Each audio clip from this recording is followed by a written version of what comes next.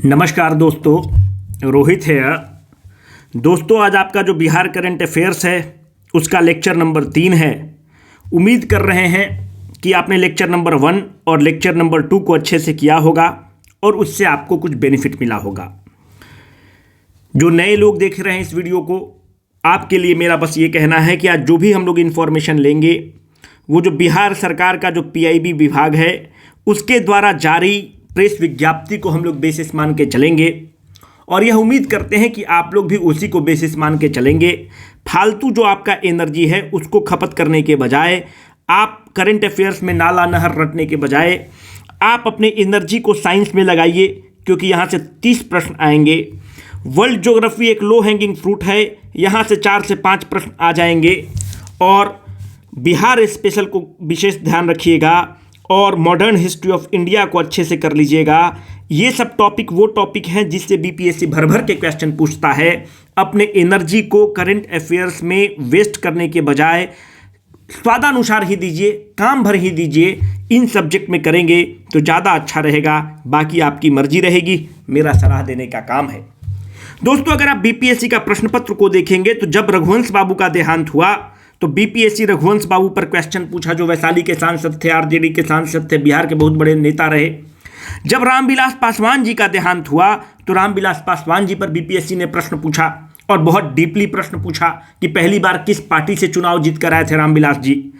अभी आपको पता है कि एक बहुत बड़े लोहियाइट, बिहार के बहुत बड़े राजनेता का देहांत हुआ है, शरद यादव का देहांत हुआ है। शरद यादव के बारे में पक्का प्रश्न आना चाहिए। अगर हम लोग बीपीएससी के ट्रेंड को देखें तो शरद यादव के बारे में आज हम लोग थोड़ा सा एक डिटेल डिस्कशन करेंगे। शरद यादव का जन्म कहाँ पर हुआ है? 1947 में हुआ है। इंजीनियर भाई बंधु लोग, आप लोग खुश हो जाइए, ये भी जबलपुर इंजीनियरिंग कॉलेज के प्रोडक्ट हैं और इंजीनियर हैं। कहाँ पर इनका जन्म हुआ है? होशंगाबाद में जन्म हुआ है। मध्य प्रदेश के होशंगाबाद में इनका जन्म हुआ है। और अगर आप देखें तो ये लोहियाइट हैं। What is Lohiaite? जो लोहिया को फॉलो करने वाले हैं। अगर आप देखेंगे तो देश में 2 व्यक्ति लोहिया का ट्रू लोहियाइट माना गया है, एक मुलायम सिंह यादव, एक Sharad Yadav. What is a Lohiaite? Lohiaite कोई एक नया फिलॉसफी नहीं है। गांधी जी का सर्वोदय योजना को ले लीजिए, सर्वोदय वाला थॉट ले लीजिए, गांधी जी का स्वराज वाला थॉट ले लीजिए और उसको आप मिक्स कर दीजिए अंबेडकर का एंटी कास्ट स्टैंस को, आप लोहिया के और लोहियन आइडियोलॉजी के समीप पहुंच जाते हैं। तो Sharad Yadav was a true Lohiaite. Question क्या आएगा आपसे? पहला इंपॉर्टेंट फैक्ट ये है कि शरद यादव ऐसे नेता हैं। अच्छा, शरद यादव कितने बार सांसद रहे हैं? 10 बार के मेंबर ऑफ पार्लियामेंट हैं। तो 10 बार में 7 बार लोकसभा के सदस्य रहे हैं और 3 बार राज्यसभा के सदस्य रहे हैं। इतने बेहतरीन राजनीतिज्ञ हैं कि 3 राज्य से चुनाव जीतते हैं। कौन कौन से राज्य? मध्य प्रदेश में, फिर उत्तर प्रदेश से चुनाव जीतते हैं और फिर अपने मोहब्बत बिहार से चुनाव जीतते हैं। ख्याल रहे, सनद रहे कि मध्य प्रदेश से ये 2 बार चुनाव जीतते हैं, उत्तर प्रदेश के बदायूं से 1 बार चुनाव जीतते हैं। 2 1 3, तो बिहार से कितने बार जीते? 4 बार चुनाव जीतते हैं। बिहार में किस कॉन्स्टिट्यूएंसी से चुनाव लड़ते हैं? मधेपुरा कॉन्स्टिट्यूएंसी से चुनाव लड़ते हैं और वहीं से चुनाव जीतते हैं। तो 2 1 3 4 7 और 3 बार राज्यसभा के सदस्य रहते हैं। दोस्तों, ये आदमी इतने बड़े कद का नेता है कि आपको पता होना चाहिए कि 1974 में एक बाई इलेक्शन होता है। कहाँ पर बाई इलेक्शन होता है? जबलपुर में बाई इलेक्शन होता है। किसको हराते हैं? कांग्रेस के कैंडिडेट को हराते हैं। जब जबलपुर में चुनाव होता है तो किस पार्टी से पहली बार चुनाव लड़ते हैं? 7 पार्टी जैसे उत्कल कांग्रेस वगैरह मिलके एक पार्टी बनाता है। तो कांग्रेस के पार्टी के खिलाफ 7 राजनीतिक दल मिलते हैं कि कांग्रेस को उस समय हराना बड़ा मुश्किल काम था। कांग्रेस का एक छत्र राज था, वही तेवर था, जैसा आजकल मोदी जी का है कि टेबल कुर्सी किसी को खड़ा कर देता था कांग्रेस और वो जीत जाता था। तो एक नया संगठन बना भारतीय लोक दल, जो 7 पार्टी से मिलकर बनता है और विपक्ष के साझा उम्मीदवार शरद यादव होते हैं और 1974 का बाई इलेक्शन में पहली बार चुनाव जीत कर आते हैं। और ये जो अरुण जेटली वगैरह इतने बड़े कद के नेता हैं, ये सब इस बड़े नेता के सामने बौने प्रतीत होते थे। और इनका विजय जुलूस को देखने के लिए जो दिल्ली में जो गेट है, कश्मीरी गेट, वहाँ पर अरुण जेटली वगैरह माला लेकर खड़े थे इनका अभिवादन करने के लिए, इनके विजय जुलूस में शामिल होने के लिए। इतना बड़ा कद का व्यक्ति है। अब उसके बाद 1989 बनेगा, तो 1989 में वीपी सिंह की सरकार रहेगी और वीपी सिंह की सरकार में ये मंत्री बनेंगे मिनिस्टर ऑफ टेक्सटाइल। फिर आप देखेंगे कि इनका सबसे बड़ा ब्रेक थ्रू जो राष्ट्र स्तर पर होता है वो 1999 के चुनाव में होता है। 1999 के चुनाव में मधेपुरा में लालू प्रसाद यादव को हराते हैं, जो बिहार का बहुत बड़ा नाम है। लालू प्रसाद यादव को हराने के बाद ये राष्ट्रीय पटल पर छा जाते हैं। It can be a probable question in your examination. फिर अटल जी की सरकार आती है, अटल जी में एनडीए बनता है, एनडीए के संयोजक बनते हैं और उस समय मिनिस्टर ऑफ सिविल एविएशन बनते हैं और फूड सप्लाई के मंत्री बनते हैं। मेरे बंधु, ये उपज किसके हैं? ये जो लोग हैं ये उपज किसके हैं उस पे आते हैं। तब तक और 2-3 फैक्ट लिख लीजिए। जब जनता दल की सरकार बनती है, अब चूंकि जनता दल का जिक्र आ गया तो हमको ना चाहते हुए भी जिक्र करना ही पड़ेगा। अब आप देखो कि 1974 में छात्र आंदोलन स्टार्ट हो चुका है। छात्र आंदोलन को नेतृत्व कौन प्रदान कर रहा है? बिहार का बहुत बड़ा नेता जेपी प्रदान कर रहे हैं। वही जेपी प्रदान कर रहे हैं जो क्विट इंडिया मूवमेंट का हीरो है, क्विट इंडिया मूवमेंट का ध्वजारोहक है। जेपी छात्र आंदोलन को ऑक्सीजन दे रहे हैं। 74 का मामला है। 75 में क्या होता है कि इलाहाबाद की सरकार उस समय की इंदिरा गांधी की सदस्यता को रद्द कर देती है और जब इंदिरा गांधी की सदस्यता रद्द होती है, इंदिरा गांधी इमरजेंसी लगा देती हैं। उस समय जेपी मतलब भारत और भारत मतलब जेपी हो चुका था। युवाओं में एक अलग उबाल था। जेपी को कहाँ ट्रांसफर कर दिया जाता है? चंडीगढ़ ट्रांसफर कर दिया जाता है। जेपी की तबीयत खराब रहती है, जेपी किडनी से परेशान रहते हैं और डायलिसिस पर होते हैं।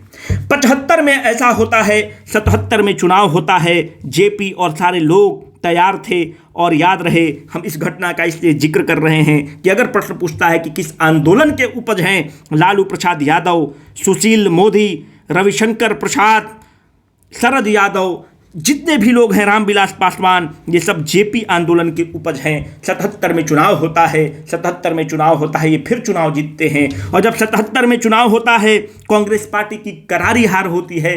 इंदिरा जी हार जाती हैं, संजय गांधी हार जाते हैं। जब 77 की चुनाव होती है, जनता दल की सरकार बनती है और मोरारजी जी प्राइम मिनिस्टर बनते हैं। आपको याद हो कि जब विजय जुलूस निकाला जाता है इस दिल्ली के रामलीला मैदान से, तो बिहार में इतने बड़े कद के नेता रहे हैं। हमारा कल्चर इस तरह का है, बिहार का राजनीतिक कल्चर इस तरह का रहा है कि जब जेपी हरा देते हैं, जेपी के नेतृत्व में इंदिरा जी चुनाव हार जाती हैं, उनका बेटा चुनाव हार जाता है, all the stalwarts of the Congress party lost the election, even the जमानत खत्म हो जाता है। तब क्या होता है कि जेपी विजय जुलूस होता है इसी रामलीला मैदान में। तो लोग बोलता है कि जेपी को बुलाओ, लोग जेपी को खोजना स्टार्ट करता है कि इस पूरे एपिसोड का हीरो को देखो। वहां पर it was as good as a staging a Ramlila without a Ram. पूरे रामलीला मैदान में विजय जुलूस में जेपी नहीं है। तो एक पत्रकार बोलता है कि जेपी का एम्बेसडर को हम लोग सफदरगंज रोड में देखे हैं। तो लोग बोला कि जेपी कहाँ गए? तो जेपी सफदरजंग के कोठी में जाते हैं। जेपी अपने विजय पर हुंकार के बजाय अपनी पराजित बेटी के साथ बैठकर रो रहे थे। आपको खबर होना चाहिए, सनद रहे, उल्लेखनीय है कि जेपी को अगर आप देखेंगे तो जेपी और पंडित नेहरू में बड़ी मित्रता थी। आज तक जेपी पंडित नेहरू को प्राइम मिनिस्टर कभी नहीं कहते थे, जेपी नेहरू को भाई कहते थे और नेहरू भाई जी कहते थे। ये संबंध था। जेपी की पत्नी प्रभावती और पंडित नेहरू की पत्नी कमला नेहरू दोनों बड़ी प्रगाढ़ दोस्त थीं और इंदू को, जो इंदिरा गांधी हैं, इनको जेपी इंदू कहते थे और इंदू को अपनी बेटी की तरह मानते थे और जेपी को इंदू चाचा जी कहती थी। राजनीतिक कल्चर देखिए, बिहारी कल्चर देखिए, बिहारी सभ्यता देखिए, बिहारी खून देखिए कि विजय जुलूस में शामिल होने के बजाय सीधे अपनी बेटी के पास जाते हैं और उसको गला लगाकर रोने लगते हैं। जब गाड़ी के पोर्टिको में जाते हैं तो प्रभास जोशी अपने किताब में लिखते हैं मेरी इंदू, उसमें लिखते हैं प्रभास जोशी कि जब गाड़ी के पोर्टिको तक आती है इंदिरा जी छोड़ने तो जेपी पूछते हैं कि अब तो तुम प्राइम मिनिस्टर भी नहीं रही इंदू, तुम्हारा घर का खर्चा कैसे चलेगा? तो इंदू पैर छूकर प्रणाम करती हैं और बोलती हैं कि चाचा जी, पापा का किताब बहुत बिकता है, उसका रॉयल्टी से अपने घर का खर्चा चल जाएगा, कोई दिक्कत नहीं है। पर मुझे एक संशय है कि ये मोरारजी देसाई बड़ा बदमाश आदमी है। और बहुत छली आदमी है, कपटी आदमी है, घमंडी आदमी है।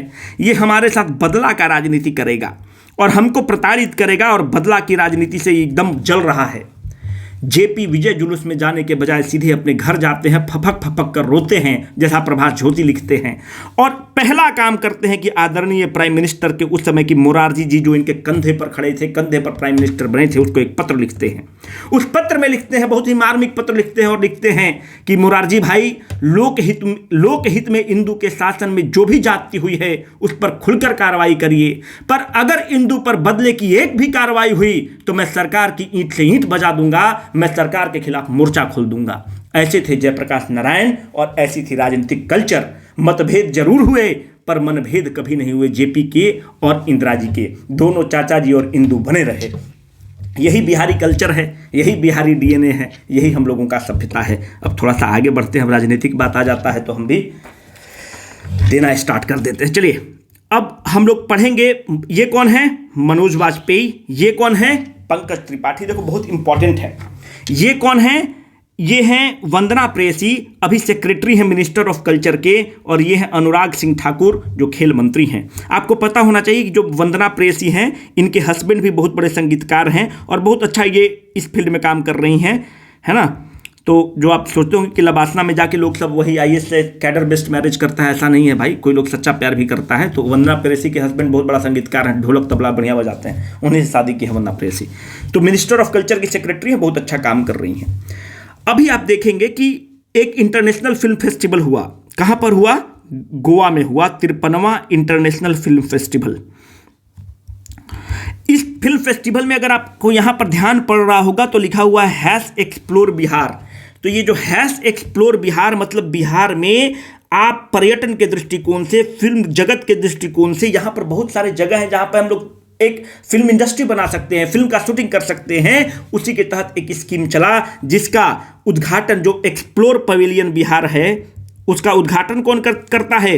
पंकज त्रिपाठी करते हैं। Let me write for you. जो पवेलियन बनता है उसका नाम है explore Bihar, and this pavilion was inaugurated by none other than son of Bihar, Pankaj Tripathi. कहाँ के हैं पंकज त्रिपाठी? गोपालगंज के हैं। बड़ा जमीन से जुड़े लोग हैं भाई, गोपालगंज से हैं।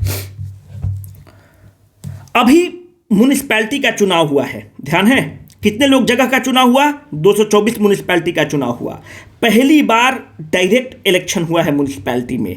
ये लोगों को जागरूक करने के लिए पंकज त्रिपाठी और मनोज वाजपेयी को ब्रांड एम्बेसडर बनाया गया है।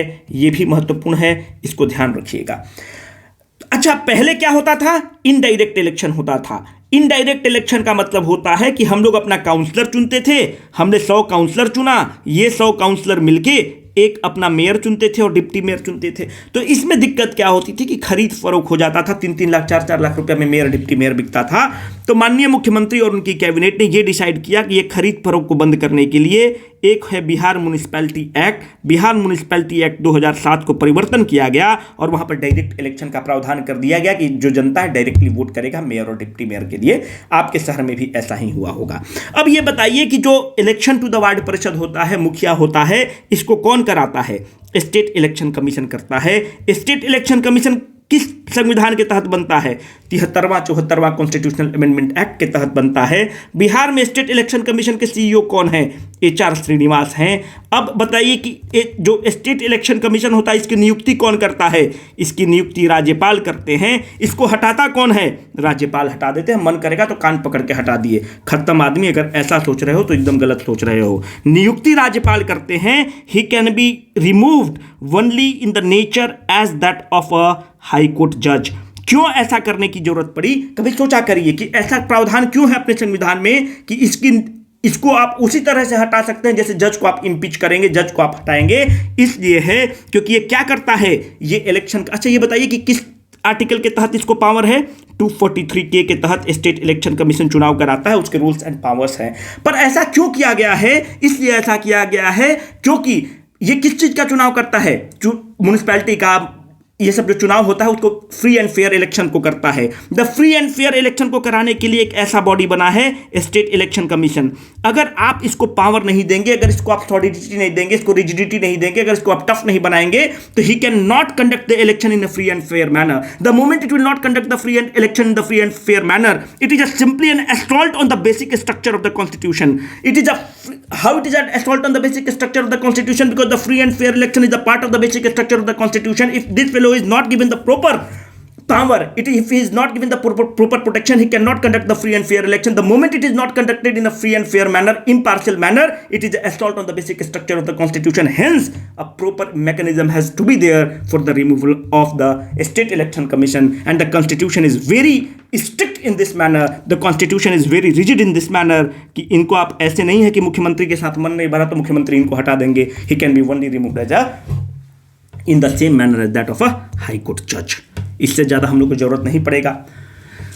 फिर और ले लो, कितना सीट का रिजर्वेशन है? आपको पता है कि माननीय मुख्यमंत्री जी का महिला सशक्तिकरण पर बहुत जोर होता है. उसमें 50% जो म्यूनिसिपैलिटी का सीट हुआ है उसमें के लिए आरक्षित था.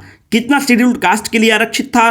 16% शेड्यूल्ड कास्ट के लिए आरक्षित है. ये भी एक सामाजिक उसको क्या बोलते हैं, सोशल एम्पावरमेंट का बहुत अच्छा टूल है. और 1% जो है इन्होंने शेड्यूल ट्राइब के लिए आरक्षित किया है. Can be a probable question in your examination my dear friends. ये कौन है? अनिल अग्रवाल.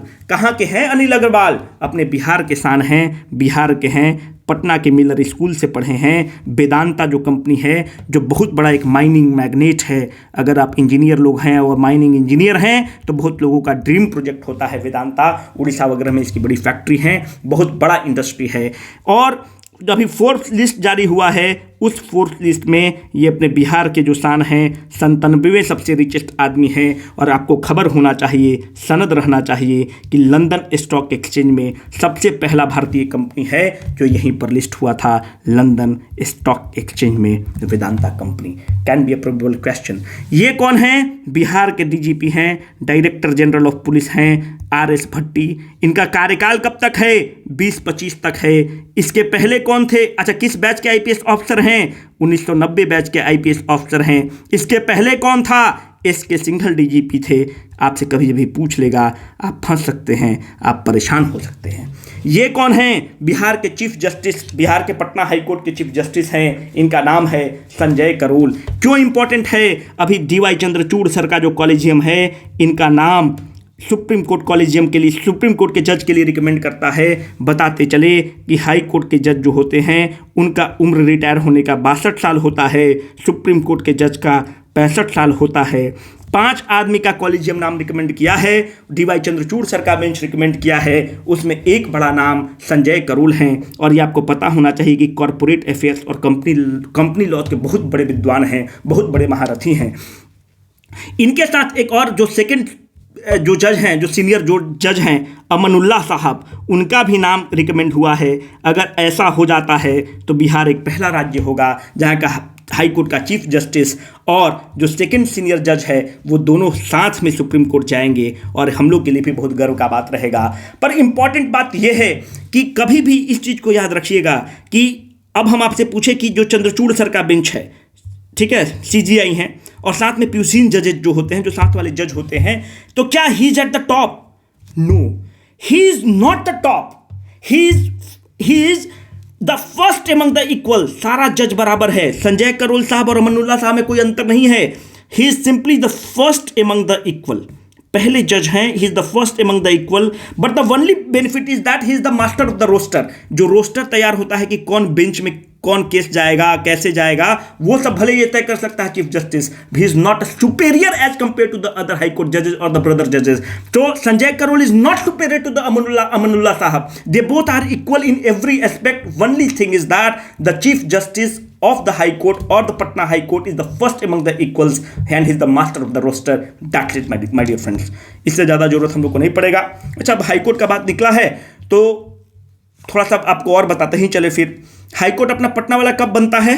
1916 में बनता है सर. 9 फरवरी 1916 को बनता है. और पहले चीफ जस्टिस कौन होते हैं? चैम्पियर होते हैं. हम पहले बता चुके हैं अपने स्टैटिक वाले वीडियो में.